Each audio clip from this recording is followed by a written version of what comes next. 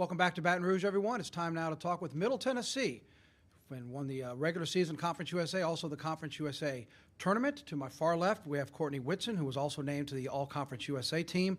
And to my immediate left is Savannah Wheeler, All-CUSA, as well as the Conference USA Player of the Year. Congratulations to both of you. Welcome to Baton Rouge, and congratulations on your season so far. We will have questions. As always, please address which player you're talking to, and if you'll introduce yourself, because we are streaming, your affiliation, your name and your affiliation, if you'll address your question to the players. With that, we will open up the floor for questions for Savannah or for Courtney. Savannah, Sam Doughton, GoBlueRaiders.com. You always give up some size often when you're guarding, particularly bigger guards like Louisville has. Well, what's the strategy for making sure that you keep your assignment up when you're maybe giving up some size, in the perimeter? Yeah, my size is obviously very limited, but, just do whatever I can to contain the ball and just seeing where the ball is at. Just keeping within my defensive principles, one pass away, deny, two pass away, help. So really just playing within myself and just containing what's in front of me. Courtney, Calvin White, MCSU Sidelines. You guys had a couple of slow starts and a couple of games in the conference tournament last week. What do you have to do to make sure you don't start slow tomorrow? Just our mindset, making sure, that's people see that as a negative. We see that as a positive because we haven't put a complete game together yet. And so we're looking for that complete game to be tomorrow. So we're excited. We know that we have all the right pieces, and it's just making sure we practice every single day to start out good in our drills. So our practice will pay off eventually.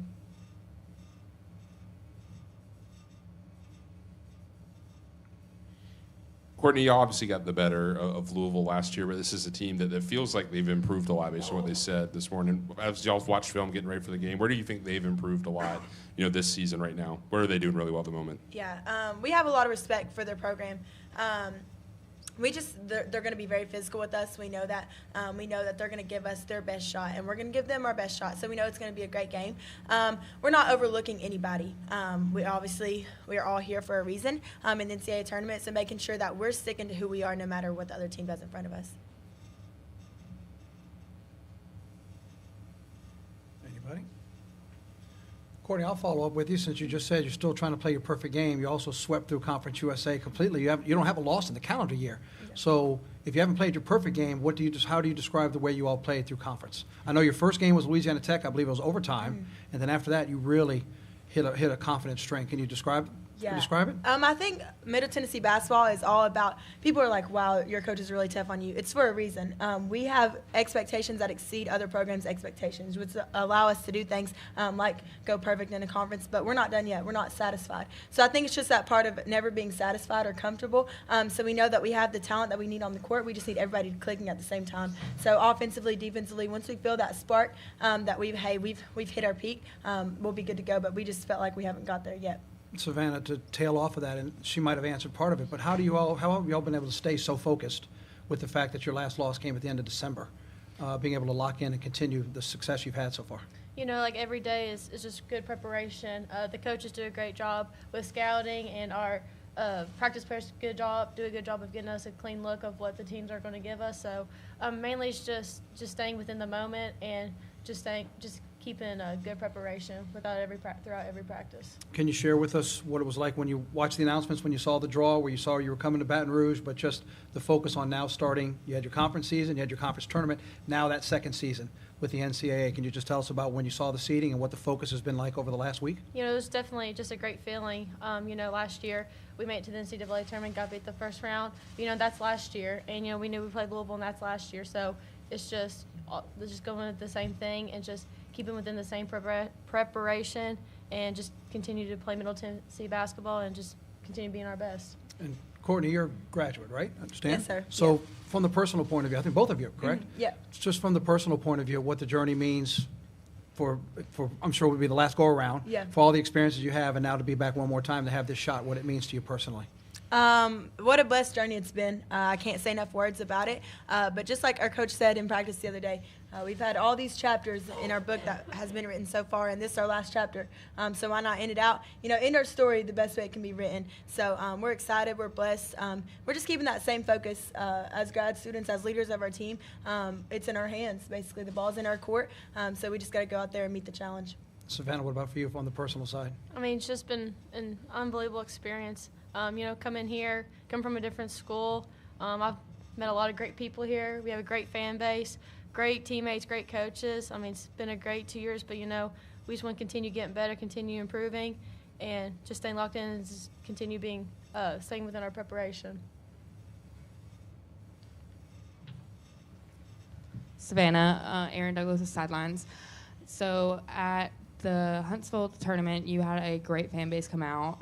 What are you hoping for tomorrow in your fan base coming out, and what do you have to say to your fans? I mean, just continue just being loud. The tournament, the conference tournament, our fan base, they played a role within our success. Really throughout our entire season, our fans have played a role in our success.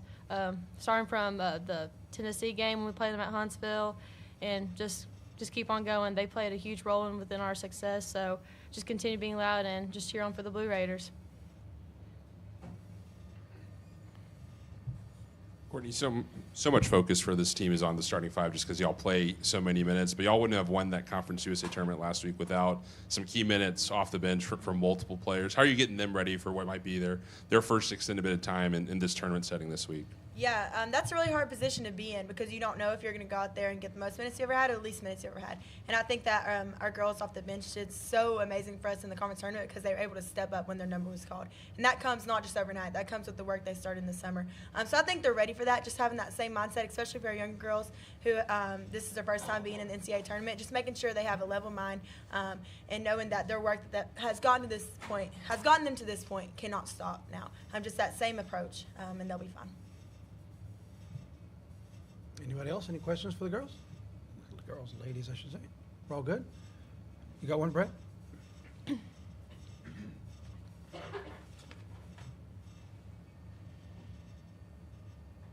might be a little off the wall, but just with both programs, I mean, Tennessee and Kentucky are right near each other, and so there's probably a lot of overlap among, the fan bases or the connections between the two schools. I was just wondering if there was anything interesting that you knew about in that light of you're playing a team from the same region, probably a lot of people, maybe a lot of high school girls watching both teams might have a choice between the two and things like that.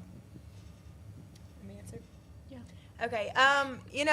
That's obviously a very good point, but I don't think anybody does it like our fan base does it. So I think we were very fortunate to have our tournament in Huntsville, and whenever we saw that we were playing a team like Louisville, we knew that we would both travel well, and we played them in the past and had a great fan turnout. So we're looking forward to the excitement, the atmosphere. That's something you grow up as a little girl dreaming to play in. So.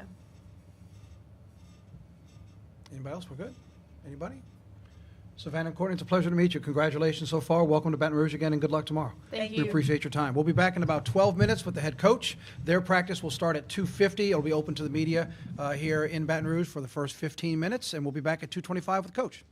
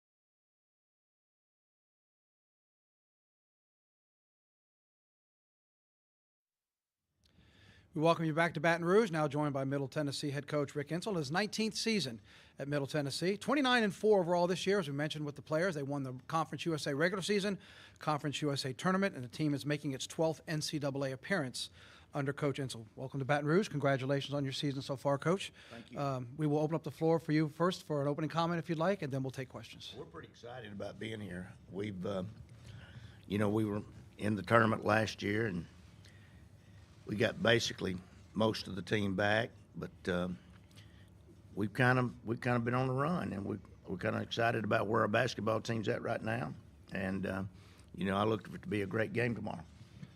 We'll look forward to the matchup. Anybody has a question for Coach, please raise your hand. Please identify yourself since we are streaming, so we'll know who you're affiliated with and your name, and we'll fire away with questions for Coach. Rick, Dominic Yates, WLKY in Louisville.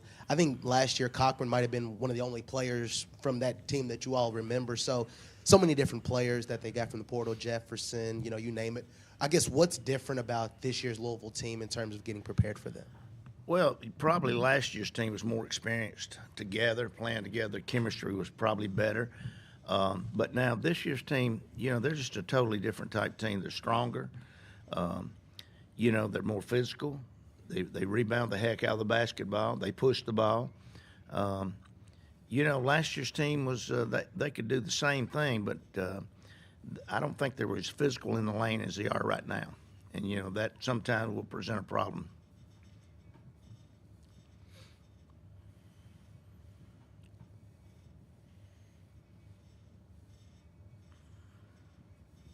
Rick, Calvin White, MTSU sidelines. I know you're playing two different teams, but with the way last year's first-round game ended, preparing for this tournament, have you changed anything about the way you guys are prepared? Absolutely. Last year, the Colorado came in. They were aggressive.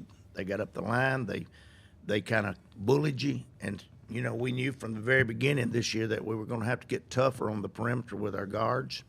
We knew that we was going to have to get more physical inside. And so that's really what we've been working on from last April to right now.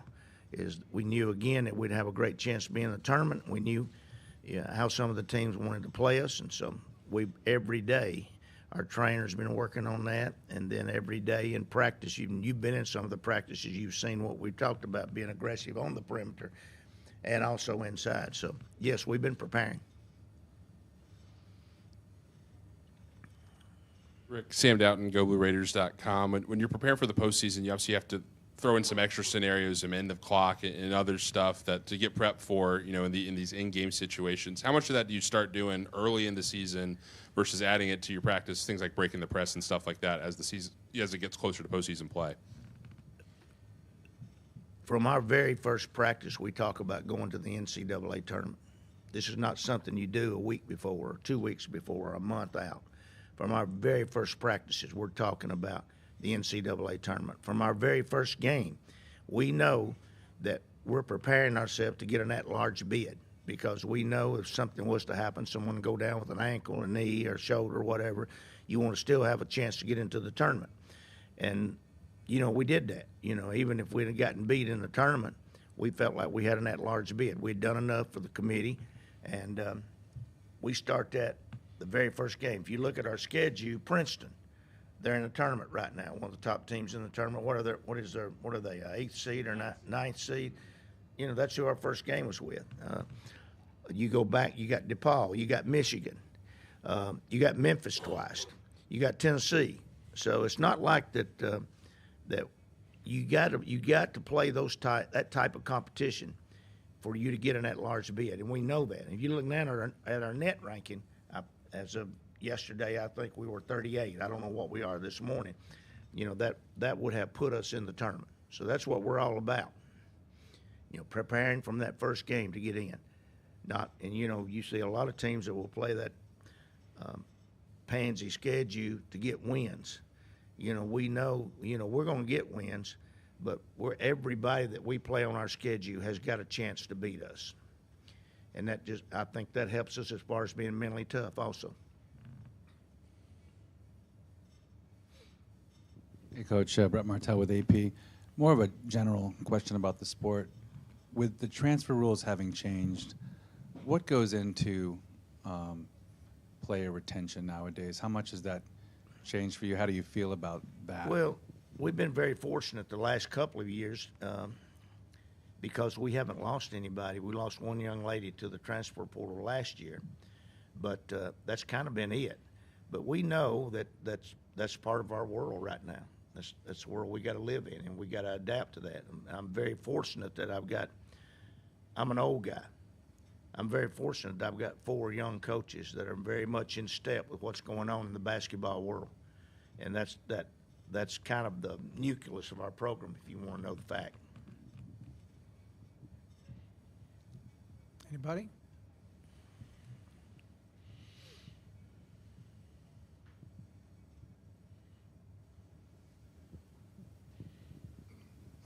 Coach Jonathan House, Sideline Sports Network. At the conference tournament in Huntsville, the team seemed to start slow in multiple games. What can we expect tomorrow, or what can we expect tomorrow starting out? I'm kind of going to answer that in two ways. One, we were playing in an ice box, okay? So when you're cold, it takes a little time to warm up. But what an environment Huntsville was. I mean, it was just a great environment for us, for our fan base. The hospitality was unreal. So even though it got a little cold, maybe that was a negative there, everything else was a positive. So, 95%, 90% was a positive. That 10% was it was a little cold. And I attribute that to kind of the way we started, to be honest with you. Now, I'd like to start out hitting every shot and go through the third quarter. We'd be in pretty good shape there. But I'm proud of our basketball team that even though we got down and we started slow, we were able to play great defense, and we were able to carry it on till we got ourselves warmed up, and then we moved it on out.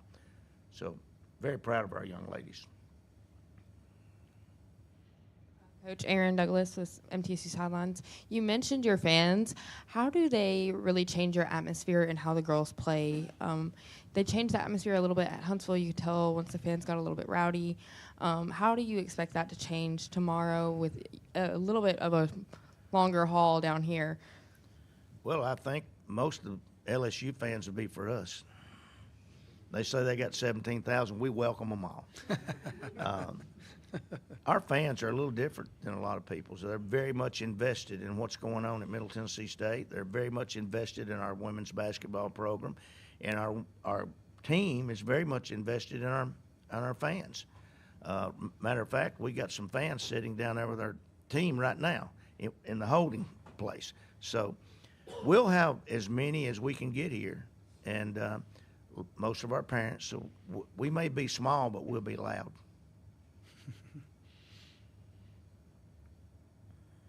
Going back to the scheduling you were talking about, I know you've long been an advocate for scheduling tough in that non-conference schedule. How do you convince more teams in Conference USA to schedule as tough as y'all have early on and hold themselves to that standard? You're not going to do that, Sam. You can talk to your blue in the face. And, I've been asking that question, and so has our administration. Chris, Dr. McPhee, both. We can't make other programs schedule. We can only take care of ourselves. But, that's why right now, if more teams would do that, then our conference net would be a lot higher than it is now. Instead of being in the top 13 or 14 conferences in the country, we'll be in the top 5 or 6 conferences in the country if they would schedule like us. But they're not going to do that. I'm very much, and I don't want to seem cocky, but I'm not really concerned about how many games I win or lose right now. I'm concerned what I can do for our program. And I've always been that way since Dr. McPhee and Chris hired me back in 2005. I think the first year that we were able to schedule, when I got hired, the schedule was made. But the first team that was on our schedule was Maryland. They had just won the year before's national championship. And with 4 minutes to go, we got beat. But with 4 minutes to go, we were leading.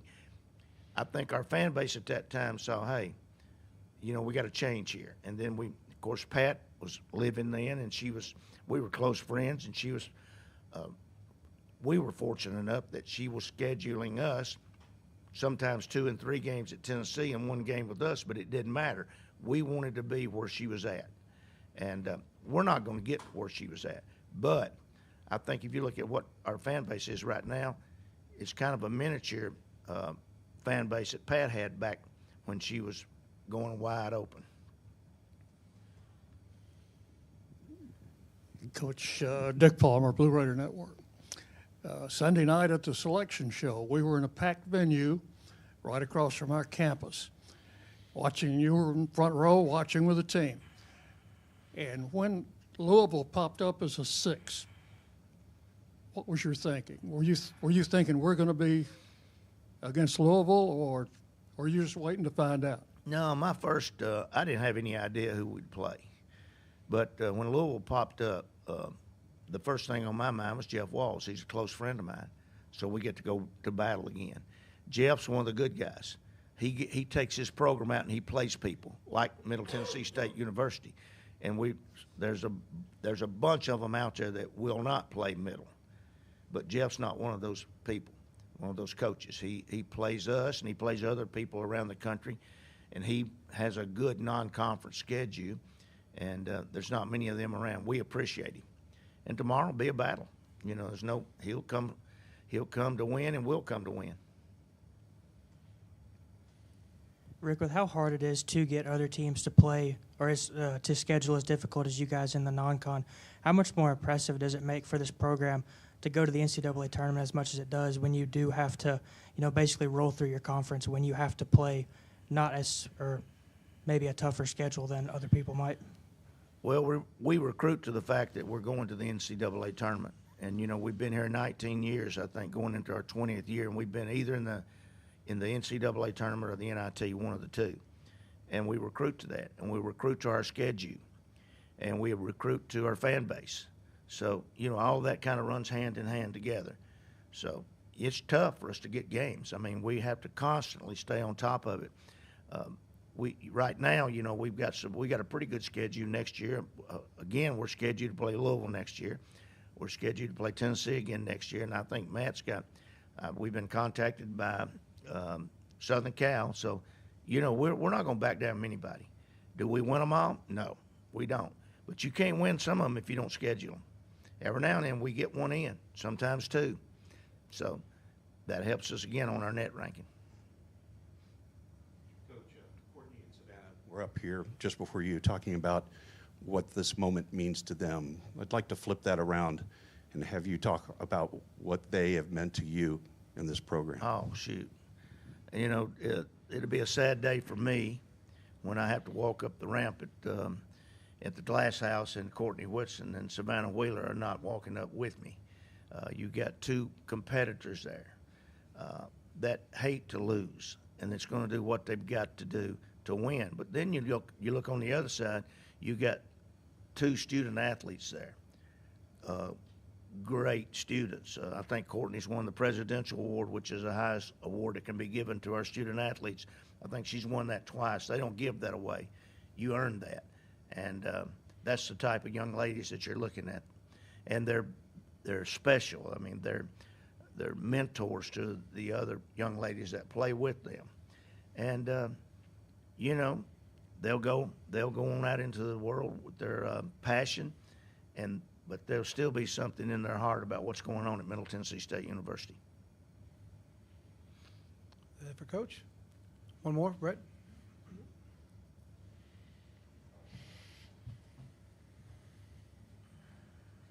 Yeah, Brett Martell with AP again. Just wondering, when you're playing another major basketball school from the same region, does it add any kind of layer in terms of intensity or environment? One you're familiar with, and with the coach that you like and respect.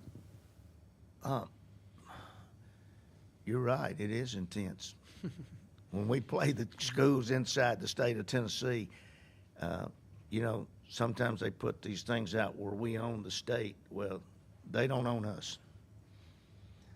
We're not going to say we own them either, but they don't own us. They know when they schedule Middle Tennessee State, the Lady Raiders, that they're in for a ball game. And but now after it's over, we shake hands and go on our way because we are. But we can't get the likes like Vanderbilt. They're down the road 15 minutes, 20 minutes from us. They got a fan base. We got a fan base. Our net ranking is better than theirs, but we can't get them on the schedule. So. In terms of beating the first round of the tournament with a team like Louisville, it's not in Tennessee, but it's the same league in Kentucky and Tennessee. Oh, it's the same way, competitive. You know, Jeff probably has beaten us worse than anybody in the history of our program. And I remember him calling a timeout that night. We only got 20 points. I think they got 80. And he stopped pressing, and I called a timeout, went down and said, hey, we want you to press. We're not going to get mad. We can't get better if you don't press. Now, I think we ended up going to the NCAA tournament that year. Diane, you were there with us, but we want you to give us your best shot, because that's what we're going to give you. Coach, we appreciate your time. Again, congratulations to this point. Welcome to Baton Rouge, and we wish you luck tomorrow. Thank y'all. Thank you very much, Coach. Once again, Middle Tennessee's practice will start at 2:50. The first 15 minutes are open to the media. We will be back here at 3:45 with players from Rice to start our final press conferences of the afternoon. Until then, have a good Thursday. We'll see you back here in Baton Rouge.